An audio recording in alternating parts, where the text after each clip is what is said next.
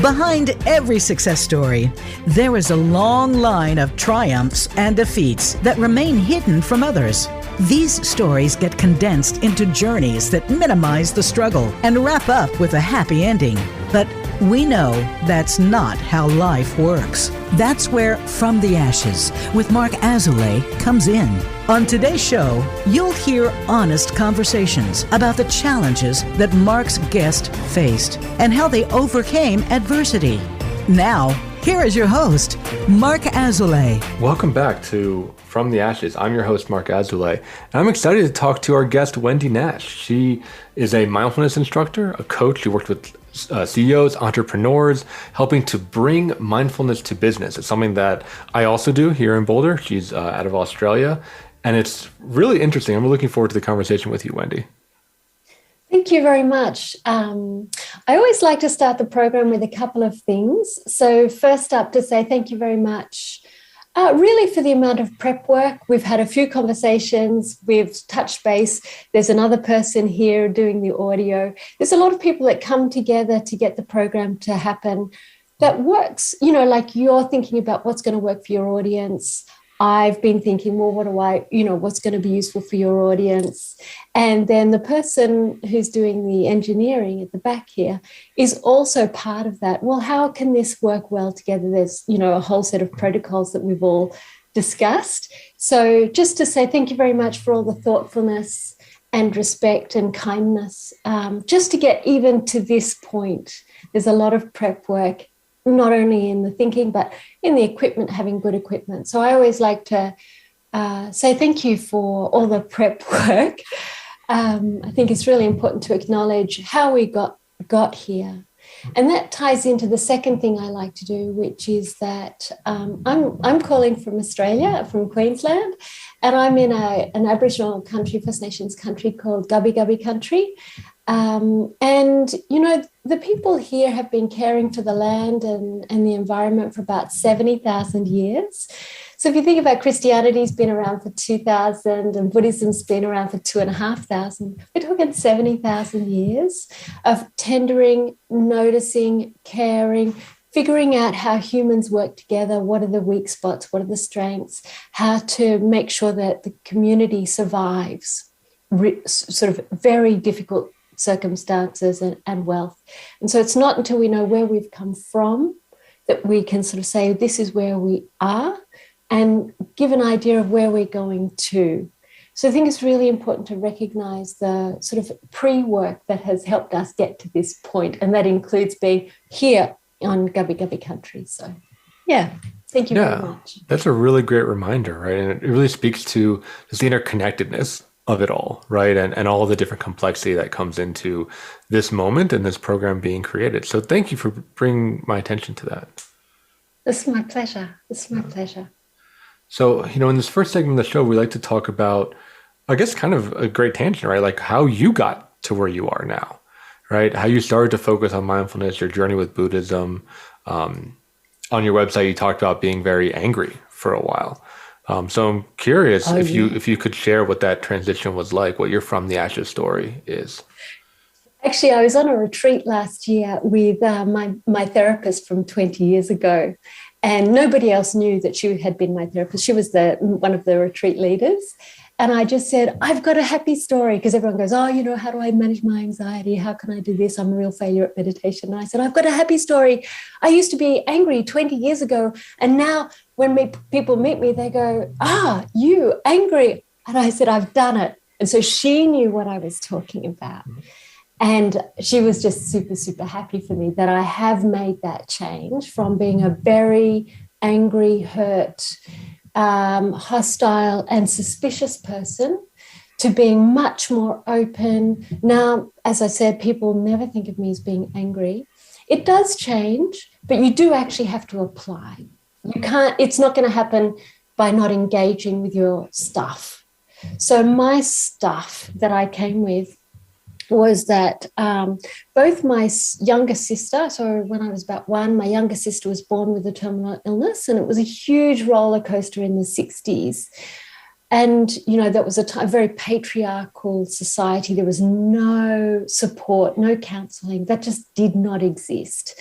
And so there was no emotional support. My parents were the only family here, and my two elder brothers, and this young child who was dying. And the kids were 4 children under the age of 5, the youngest who was dying. So you can imagine there's a lot of turmoil like that. 3 weeks later, my mother's father died. A year later, my father's father died. A year after that, my mother's mother got ill. And a year after that, she died. Another 4 years later after that, my father got ill. And then because I think he had seen all the calamity of the carer role, the complete complexity, like it's exhausting and it's horrible and it's beyond the capacity. People go mad and they just break. He decided that, he was sick and he couldn't imagine putting his family through that. And so he wrote us all letters, and then one day he just left.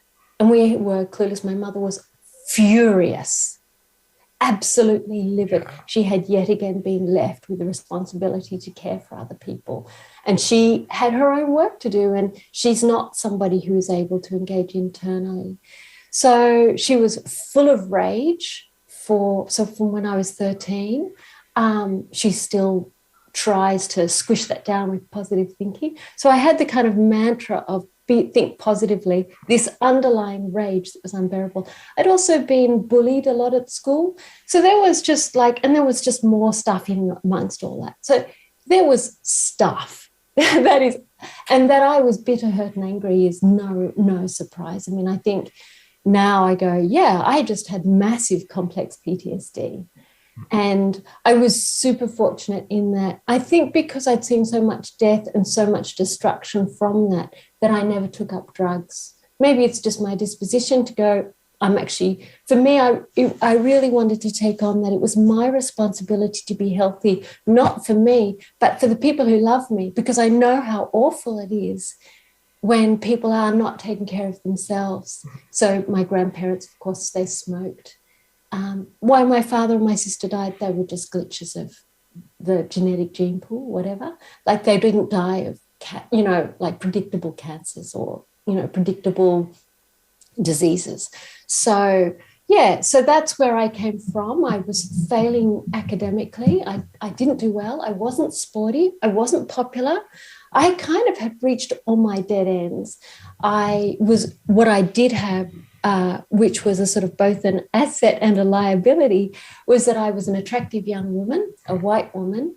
And so that allowed me, and I also had a bit of a brain. So even though I failed school super spectacularly, I think I went in because my parents chopped and changed me. I think I was in 8 different classes from my first school, unpredictable changes. So there's a lot of change. It's just an overwhelming amount of transition, right? To just like you said, be kind of pinballed around.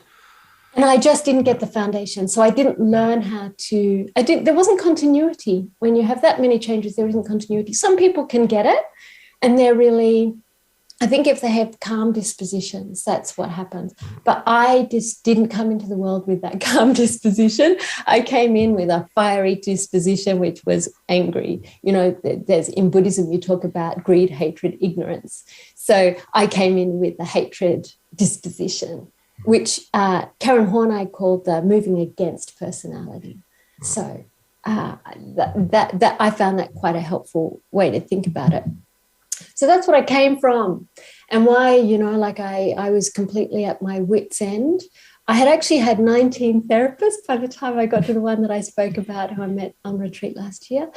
And she was the first one to really get complex PTSD, and how there was just a lot of personality stuff that had been really squished from all this trauma. So she kind of glued me back. She kind of helped me glue myself back together. And then from there, she was a very strong Zen practitioner. And she's clearly a very advanced teacher, very senior person. So she's a Zen practitioner, and she said, you just have to take up meditation. So I did it. And I think because she was there to support me with the psychological stuff, it made a really good pairing, the psychotherapy and the meditation. So if people have crap to deal with, then definitely I would say that is, it kind of makes the best of both. So, yeah. So that tells you where I came from, if that's it. And then what I did with what I had, the assets that I had, was that I did a secretarial course. I worked in London, and I have a UK passport. So I worked in London. I met my ex-husband, who's French, and moved to France for a couple of years. I worked for Microsoft as the receptionist, and I have a couple of other languages, Swedish and French. So I learned French on the job, let me tell you, in the switchboard. There were some kind of conversations there.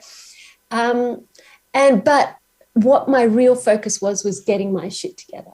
So the job was just a day job. But what it did is it allowed me to observe kind of men and women in roles of seniority, and how who is a leader, what does that mean, and how many leaders are actually followers, and how many leaders are off doing their own thing. And there's a very narrow band of people who are leaders to a group. You cannot be a leader unless you have followers. So you have to kind of embody the norms of the group in order to be a leader of that group. So Jeff Bezos, for instance, he would be a terrible leader in a charity or in a union because he's so self-centered. And likewise, somebody who, like the Dalai Lama, would be terrible at leading Amazon because he's too altruistic. So you need to get a community, you need to have a leader that is inspired, kind of connects with the followers. And that is what I saw in amongst all my work, because I was taking the inner journey and observing the outside world. And as a secretary, executive assistant, you see CEOs close up, you hear exactly what the staff think. And let me tell you, they are fully aware of all the shit that goes on down, and they are not hoodwinked for one tiny little second about any games and shenanigans and tricks you might think. They see right through that. So if you're bullshitting yourself, get over it, because they know it, they see it. And that's what I really saw. And that's why, so I like to work with really clever people. I find that really interesting. I enjoy the mind. And I like people who are interested in becoming good leaders, that middle band where they are attending to the followers, engaged with the staff, and leading sort of in connection with the followers. So sorry about that long ramble. I hope I answered the question. Oh, you certainly did. Yeah, and it brought up a lot of interesting topics. Let's go with the leader one, right, that you ended on here. I love what you're talking about this attunement between the leader and the follower, and this idea that the leader reflects kind of the shared norms and the shared values of the people that follow them. Can you say, is there a story or an example of someone that you met or maybe someone that you worked with that really embodies this, to make this real for our listeners? I can't. I work with guys, and that's what they do, and they do well with that. But I actually I couldn't figure out what the gap was until I read this book on the new psychology of leadership by Alex Haslam. And he works in social identity theory. And I did my honours thesis in social identity theory. And that's exactly what is described. And that's why Jeff Bezos does well in Amazon, because he attracts that kind of character. They work there, and then they're happy. The people who are happy in that environment are people who have that as a normative experience. It just made a lot of sense.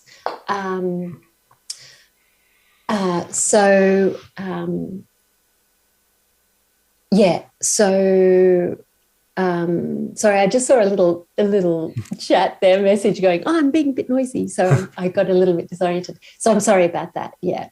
No, I can't give an answer.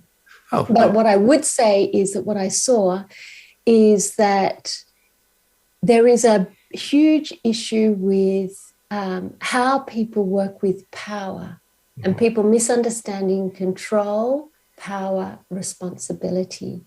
And people become very threatened when they have a sense of being weak. I mean, we do.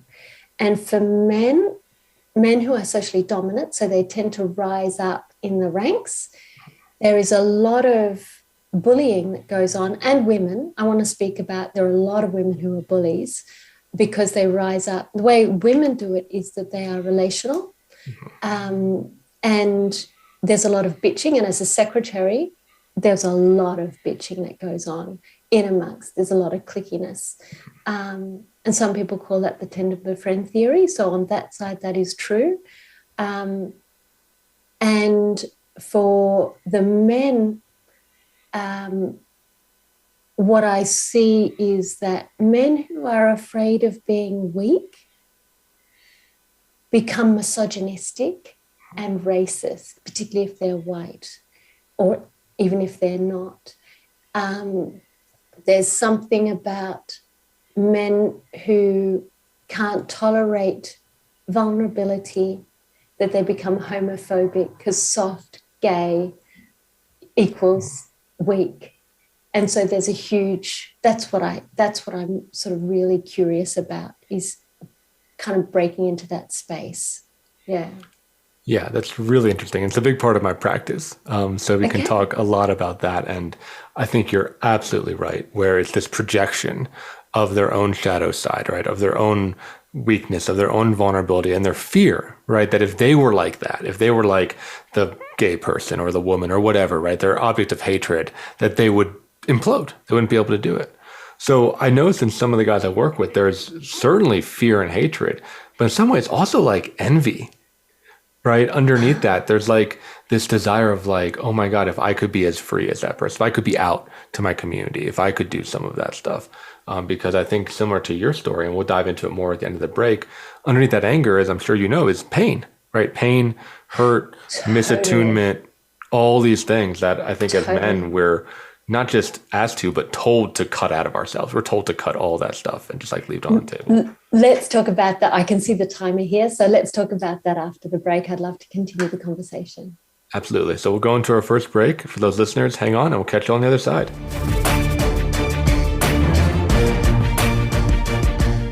Follow us on Twitter at VoiceAmericaTRN. Get the lowdown on guests, new shows, and your favorites. That's VoiceAmericaTRN. In Mark's work with high performers and business owners, it is becoming increasingly clear to him that their biggest obstacle to success is themselves. They are experts in their field, but are dragged down by their anxiety, poor time management, inability to focus, or self-sabotage. His role is to help you overcome these emotional and organizational issues so that you can truly excel in your business and your personal life. One of the most common hurdles that he sees is perfectionism, a crippling anxiety around performance. It's a fear of not being good enough, being publicly embarrassed, or of disappointing others. These fears paralyze brilliant people and bring them to their knees. This course will help you to break free from this mental prison and have more agency in your world.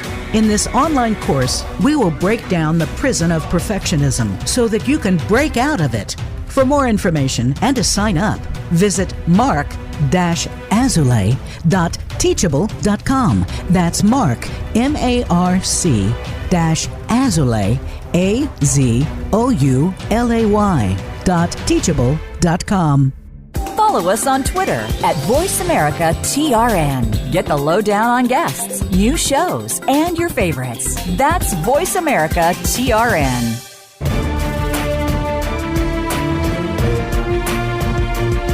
You are listening to From the Ashes with Mark Azulay. To reach the show today, please call 1-888-346-9141. That's 1-888-346-9141. Or send an email to podcast@mark-azulay.com. Now, back to From the Ashes. Welcome back to From the Ashes. I'm sitting here with Wendy Nash. I didn't mention your company name, but it's called Kindly Cut the Crap, which I love that name. It's many different meanings, which I like. That is actually why I chose it. One is I'm a very direct person. You would have figured that out by now. And one of them is that actually my kind of way of looking at life is to cut out all the excess, and we just are accumulating tons of not only material, like physical material things, but spiritual material things, and ways that we delude ourselves that we're better than other people, that we're not weak, and all that sort of stuff. So, but I thought about cut the crap, and then I thought, wow, it's a bit too harsh. So since the way that I've had to work with everything is to be kind, like kind to myself, kind to others. And actually a big part of my practice is to look for the ways that other people are kind to me. So I talked in the beginning about the importance of, the footwork that you and the engineer had done to get this happening today, and also my own preparation and the equipment that we've got, and all that is about sort of really paying attention to how well am I receiving this. I think Mr. Rogers, he's an American, I gather, from the 1970s. He was in an interview with, I think, somebody called Charlie Rice, who I gather from the 70s, and he says, it's really about receiving gracefully.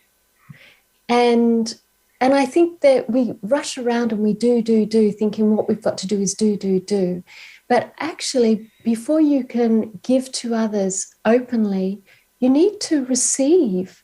And unless we are nourished and notice what is coming out at us, actually, what is offered freely that we are dismissing, we are not able to give with generosity. We might give, but it might be begrudgingly, resentfully, all that, or through duty, but it's not with heart, because we haven't got a heart that's open to receive. So therefore, we can't give to receive with open heart. So that's and I think that really ties into what we were talking about before the break with power. The men I work with that are on that, homophobic, racist, misogynist, sometimes even narcissistic spectrum. What I see from them is that they don't know how to receive. And they were never taught to receive and never taught to nourish. And they have this internal message about it's me against the world, or I have to take everything, right? Like no one's going to be there for me. No one's going to help me. If anything's going to happen, I need to make it happen, which comes across as incredibly aggressive, right? And it can be very damaging to people. But we were talking before the break of how that comes from a lot of hurt and a lot of pain, and I think a lot of neglect and misattunement. And I'm wondering, you can answer the question, I guess, in two ways. One would be what you see in your practice working with CEOs. And two, I'm curious your view of what Buddhism says about power and hierarchy and dealing with these types of things. Because that's a big thing in some Buddhist practice too, right? Is the idea of a guru or the idea of a monk or a priesthood in some ways. So there's a lot to go there. There's a lot to go there. I'll quickly touch into the Buddhist stuff because the Dalai Lama says, watch your guru for 10 years, study them. Yeah.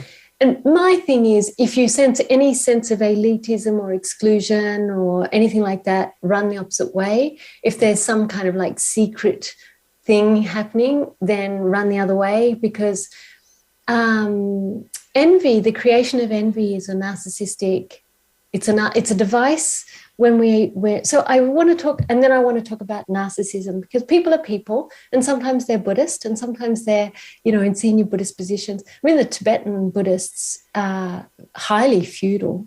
It's a very feudal system. They went basically from the 8th century to the 20th century in a couple of years. Oh yeah. So, and there is a sort of quite a lot of Tibetan Buddhists in Boulder.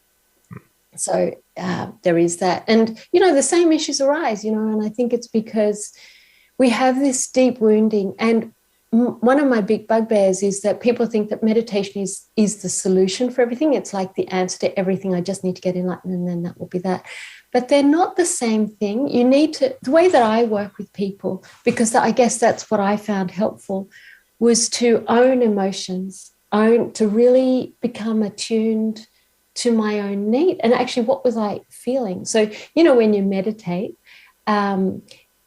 it goes off into some kind of great big story. And what I noticed with that is that each thought is a story in itself, but each of those stories links to another one by an emotion that is waiting to be felt. So say, for instance, I feel angry or something. Then simply going, I feel angry. Yes, it's true. I feel angry. And, in a sit, you can bring that to mind, you can do that. And that's really nice to sort of allow the emotion to the body, for it to land in the body and to move through. And it stops then it acting out and you're not suppressing it. It's kind of that middle place where you just engage with it. And I was speaking with a nun last week in one of the Buddhist traditions, and she said, oh, that's what the Buddha said. So I didn't know that, but not to say that I'm a Buddha, but clearly that's on the right track. So I thought that was quite a useful one.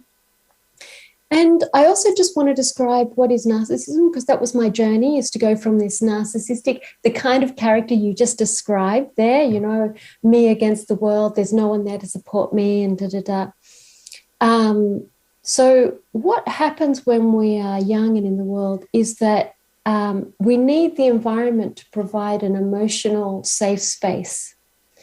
And if, like me, you have huge calamities and the emotional environment is just focused elsewhere, or my parents were raised by servants, it wasn't a warm and fuzzy environment. They're just kind of clueless because they never received it. So by just sort of allowing yourself so it needs to come in very supportive and engage with the emotions. And then there's a point where even shame, humiliation, and guilt can be included in that picture. It takes a while, but once we're in with that and we can allow those emotions to be experienced, there's a kind of a click at that point where a huge backlog of shame arises.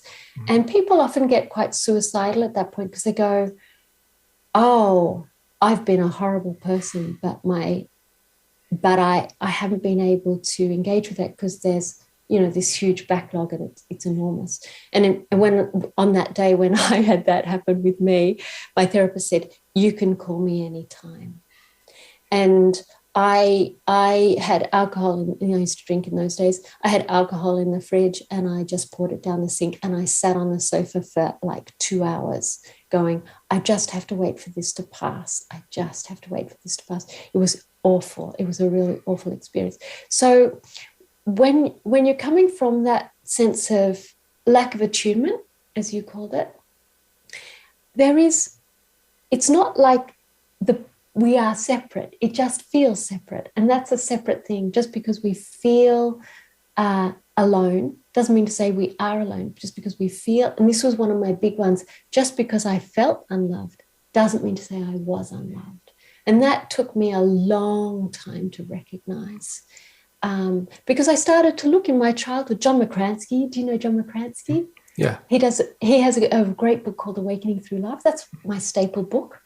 And he has this practice, chapter 1, I think it is. And he says, look into your early life for moments where someone has been kind to you. Now, they might have been awful to you generally, but in one moment were they ever kind? And I thought, oh, actually, there was tons of moments like that.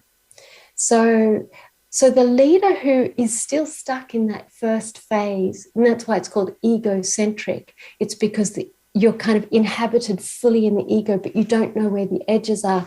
And you're relying on the outside. Well, this was my experience. I was relying on the outside world to provide the edges that I internally didn't feel because I didn't have a sense of my own self.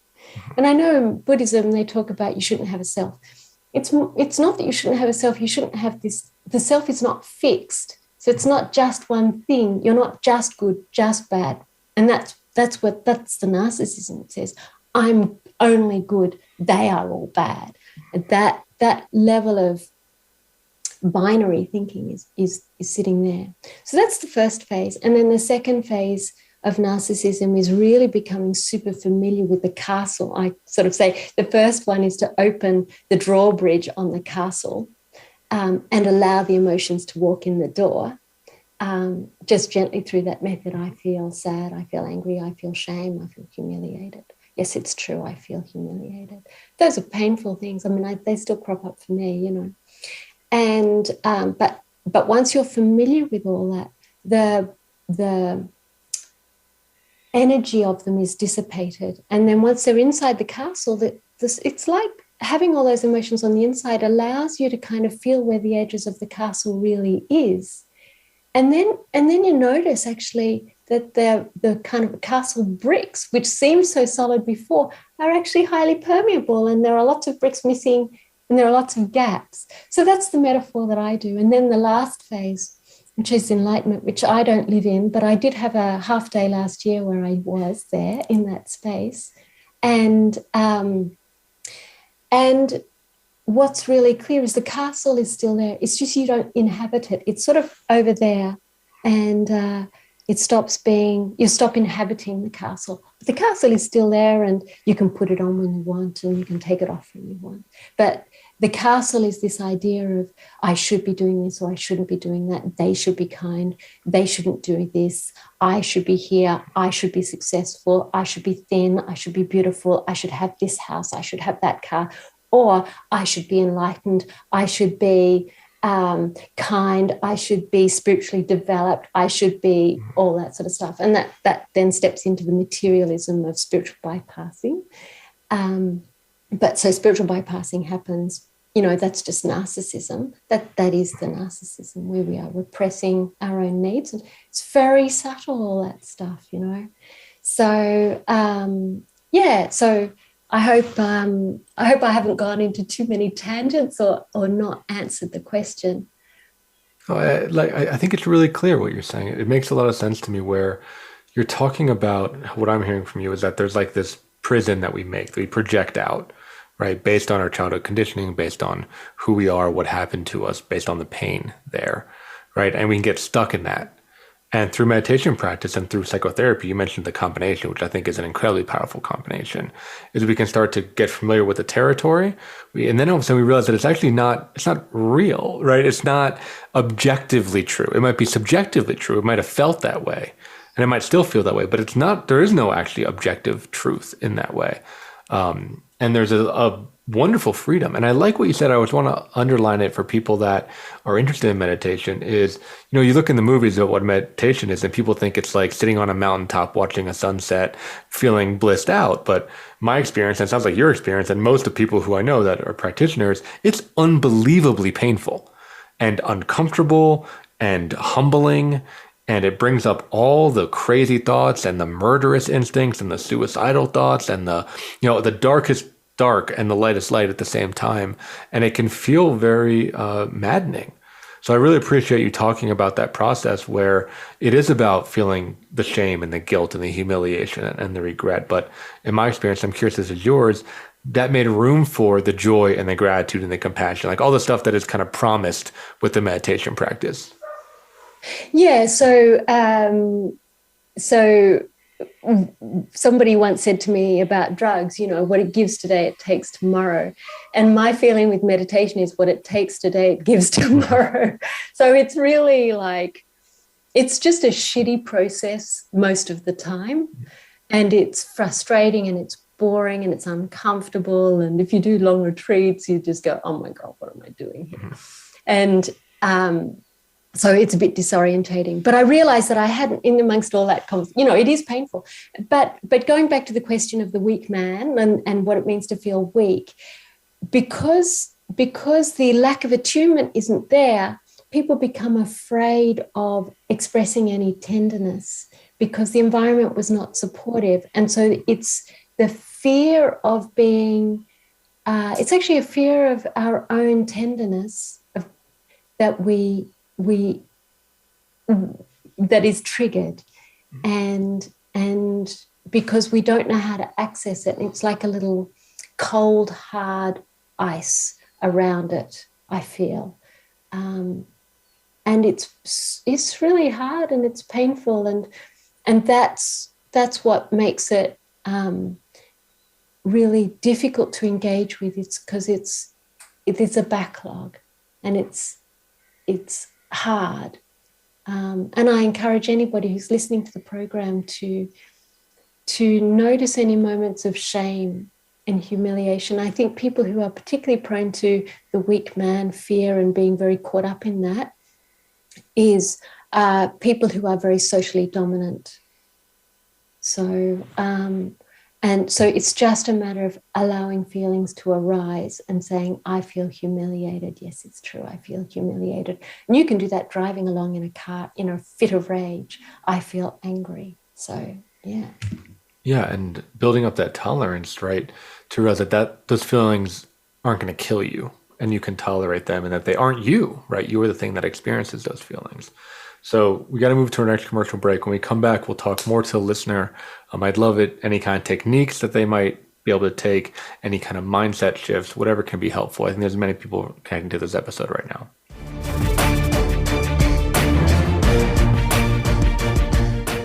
In Mark's work with high performers and business owners, it is becoming increasingly clear to him that their biggest obstacle to success is themselves. They are experts in their field, but are dragged down by their anxiety, poor time management, inability to focus, or self-sabotage. His role is to help you overcome these emotional and organizational issues so that you can truly excel in your business and your personal life. One of the most common hurdles that he sees is perfectionism, a crippling anxiety around performance. It's a fear of not being good enough, being publicly embarrassed, or of disappointing others. These fears paralyze brilliant people and bring them to their knees. This course will help you to break free from this mental prison and have more agency in your world. In this online course, we will break down the prison of perfectionism so that you can break out of it. For more information and to sign up, visit mark-azulay.teachable.com. That's Mark, MARC-Azulay, AZOULAY.teachable.com. Follow us on Twitter at VoiceAmericaTRN. Get the lowdown on guests, new shows, and your favorites. That's VoiceAmericaTRN. You are listening to From the Ashes with Mark Azulay. To reach the show today, please call 1-888-346-9141. That's 1-888-346-9141. Or send an email to podcast@mark-azulay.com. Now, back to From the Ashes. Welcome back to the show. I'm sitting here with Wendy Nash from Kindly Cut the Crap. And Wendy, I am curious about what you would tell somebody who is very new to meditation. Maybe they've tried before and it's felt too wild, it's felt too uncomfortable. Maybe they have ADHD. Maybe they struggle with routine or with, the idea of committing to what can be a lifelong practice. How would you have somebody start? So people have this idea that you have to sit, like you said before, on a mountaintop in bliss. And we've just spoken for a few minutes about how it's bloody uncomfortable a lot of the time. And so I guess the first thing is to recognize it's just going to be bloody uncomfortable a lot of the time. So you don't sit up with this sort of failure, unless I feel bliss, I'm kind of failing, If I've got a wild mind, I'm failing. And I think, we have a very distracted world and there's a lot of input and we're not used to boredom. So that's definitely true. We're not, even though boredom is the most creative space you can be in. But so that's already for people, without ADHD, that's already a problem. But for people who have really attention issues, just go with what you feel, actually, I think is really important.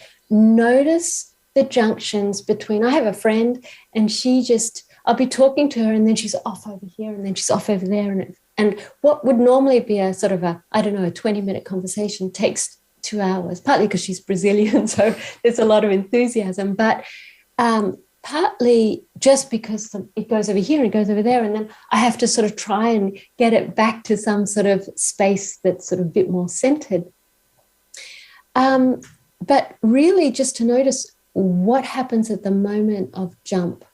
I think is really so when I was in therapy, my therapist, I said something really horrible to her, and she said, just before you said that, what went through your mind? And I was like, oh, wow, contempt. Like I was horrible, like I had stuff to work through. There's no two ways about it. And so I would suggest to people who have this kind of tendency to move quickly, to notice just before the movement happened, just before that happened, what went through my mind. Just not to change it, but simply to notice it. So for me, the way that I think about meditation is it's so much about just noticing what is here. The Buddha never said, don't get angry. The Buddha said, notice when anger arises, there is anger. That's all it is. And so you can apply that principle everywhere. And some really simple practices, that's quite a sophisticated one to kind of go, just before I moved, what went through my mind. That's not going to be something you do and then I've got it. It takes time. My favorite meditation practice is one called Leave No Trace, which is a Zen practice. I think it's Jan Chosen Bays who I read an article of hers about that. And what it is you go to the bathroom and you brush your teeth morning and evening. And then there's the detritus left in the basin to come back to later, you or someone else. And it's kind of like, does somebody else really need to see what you've done there? Can there be a way of making it so like there's no trace of that? Like who really needs to see your toothpaste? Old toothpaste is a bit scabby. So if you just get it, after you brush your teeth, you just get the cloth, you wipe it down, and then you put the cloth back as if that activity has no trace of it. There is no trace left of it. That's quite a nice way to just become more aware of the body. It doesn't take any time. You're not doing anything extra out of your day. And if anything, you're actually reducing the burden of cleaning on the weekend because you don't have to do that. And likewise, when you have a shower, after the shower, while you're still in the cubicle, you get the scraper and the cloth and you wipe it down, all the water. And that's stops mold from building up. It means you don't have to clean it on the weekend. And it means the next person who uses the shower has a lovely clean shower. And it means, like me, when I have rental inspections, I'm confident that I'm not going to get busted by the real estate agent going, you haven't taken care, that's a black mark. I don't get that anxiety about that either. So, and then you can do it with like your coffee cup. Instead of putting it down on the side, you wash it up, you get the tea towel, you put it straight in the cupboard. And then you never have to worry about clutter. You never have to worry about doing it later. And I realized this had stopped being a meditation practice the other day because the whole point of meditation is to notice, what am I doing? Am I going, I'm leaving it till later? The other day, my partner was cooking an omelette and he'd done the mushrooms and the onion and he'd fried them all up. And, the pan was still dirty, everything was still dirty. So I just grabbed it and I washed it up and I put it away. And he turned around and he's like, where's my pan? And I had not been attentive to what his need was, that he hadn't actually cooked the omelette part. He'd just done the mushrooms and the onions. So actually, I wasn't attentive. And so meditation is about noticing when we are attending and when we are absent. So I really like that one because then you don't get left with the burden of the cleaning at the end of the week. And I, for the first time I've been doing it for a few years, but we moved recently and I really took it up with a vengeance. And I just feel so happy to live in a house where I feel I'm able to care for my own space. I live in a clean, dignified environment. I appreciate where I go. I go into each room and there's no crap there, So I really like that. I recommend that's a great practice for everyone to do. And if you get caught up speaking with somebody recently and he said, oh yeah, I do that all the time. And, even when I shouldn't. And so when I shouldn't is like going, I'm resentful actually that I have to do this. And that then is a conversation to be aware of, or something internally going, right, well, what is going on here and how do we open to that? So it's really a good, for people who have very active bodies, that's a really good place to start. There's a really good, I don't know if you've heard of Venerable Robina Corton. Do you know her? I've not, no. She's in FPMT, and she came to Buddhism because she had run out of people to hate. Like, she was a lesbian separatist and a communist. She's a fiery character. She has bipolar. She has 14 sisters or something like that. All of them were abused by the father. And there's a huge investigation into sexual abuse in institutions here a few years ago. And her sister was the lead person on that. So she was full of rage as far as the eye could see. And she couldn't sit on the cushion for 7 years. She became a nun and then just couldn't sit. So it takes time. So patience is part of the process. So that's one. The next one is one which I think is walking meditation, is really good for people who can't sit down. And just choose somewhere like the corridor and notice, what are your feet like on the floor? What is the texture? Is it cold? Is it hot? That's a good one in the beginning. Is it hard? But I like to are you stomping? Are you moving softly? What's the rest of your body doing as you walk down that space? Just choose one room. The corridor is good because you go from the kitchen to the bathroom to the office to the bedroom, so to the lounge room. So as you go down that corridor, just each time you touch it, notice what's going on. And it just allows the body to become a bit, we start to inhabit the body a little bit more, which is nice. And for people who want to learn to sit, I just recommend, when you get into bed at night, turn your phone on to airplane mode and set a timer for 60 seconds, just 60 seconds. You can do this morning and evening, or just in the evening, whatever works, or just in the morning. Just go with what feels right. And everybody can sit still for 60 seconds. And just keeping it super low like that, super small, means that you can set up a routine, because it's very, like, everybody's got 60 seconds. Everybody's got 60 seconds.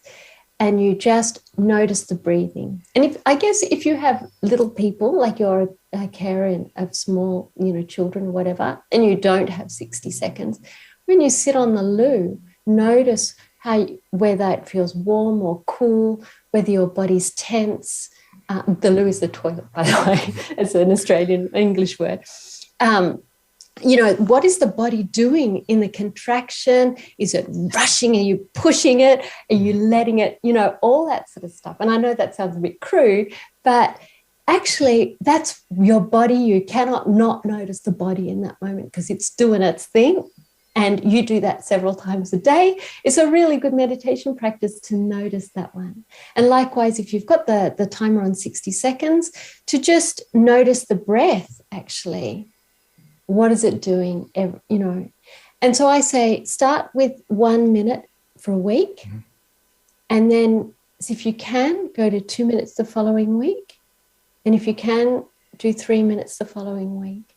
And it's better to do 1 minute every day than go, I don't want to do that today, and skip it.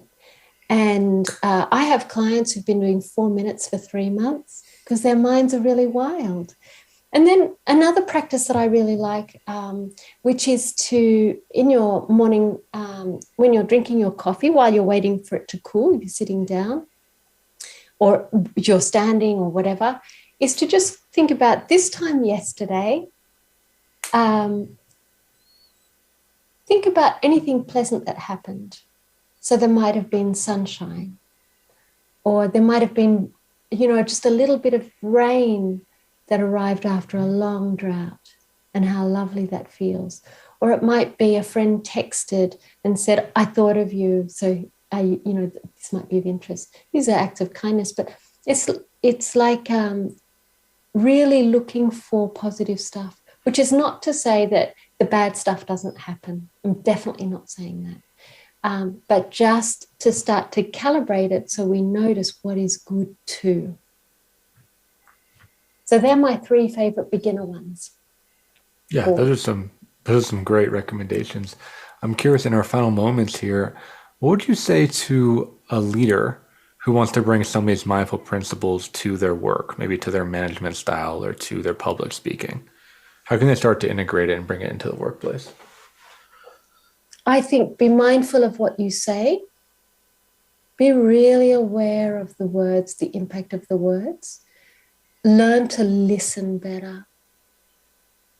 Don't ask questions. So I have some things. So when someone comes with a problem or they've got a thing happening, you ask, tell me more about that. To open up the discussion, ask the questions that start with what and how, avoid why. Listen, really listen. And the best question is, what I hear you care about is. And that sounds like that's not a mindfulness question, but if you're actually going, so what I've heard you care about is really paying attention to what people will find of benefit, and also what will work for me, and also how to work with your practice and how to understand Buddhism and leadership and how they all fit together, narcissism. So sort of gaining clarity about that whole process. So that's what I've heard you care about. And that makes you feel heard. And it is a mindfulness practice that. So I would say that is the simplest way. Don't ask the question why, because that's accusatory. And don't ask closed questions. So they're my sort of go-to leadership mindfulness things. It's not about sitting on a cushion. It's not about clearing your mind. Listen better. That's my thing. Yeah, that's fantastic. That's a great thing to end the show on. So Wendy, this episode flew past us. I'm curious, if people want to learn more about you, if they want to find you online, where should they go to look? So website, it's unforgettable. Business people really hate it, my company name, but everybody else really loves it. So it just goes to show, don't always listen to business people because they just have their own agenda. Kindlycutthecrap.com. So just you can go there. That's the easiest. I have got LinkedIn and you're welcome to connect with that. There's a couple of Wendy Nashes, so don't go to the wrong one. But it's if you go to the website, I've just had my website done, so it should be there. I'm not a big social media person just because I think it's more distraction and more noise, and I haven't figured out the difference between whether it's useful or whether it's hype. So the website's really the best one, kindlycutthecrap.com. And I just wanted to say thank you very much for your thoughtfulness and kindness, and also for the very diligent work of our engineer who's sitting here attending, making sure, doing the countdown, doing the timings, and making sure it's a good quality recording for the audience and the community. So thank you very much to the engineer, and thank you very much to you for the program, getting it, taking an interest, doing all that sort of stuff, and making it interesting for the audience. Great. Thanks so much for joining us. If you're listening out there and you find this valuable, definitely share it with someone that you think could benefit from it. Give us a 5-star review on iTunes. Really working on building up those numbers. We've been doing pretty well. It really helps to get the message out there and to make this information available to people. So Wendy, thanks so much for joining us. Listeners, thank you so much for tuning in, and we'll see you next week on another episode of From the Ashes.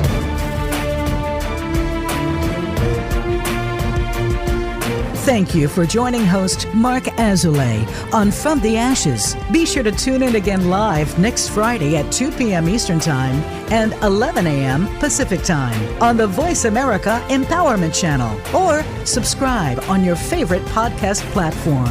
Meet triumph and defeat, and treat those two imposters the same.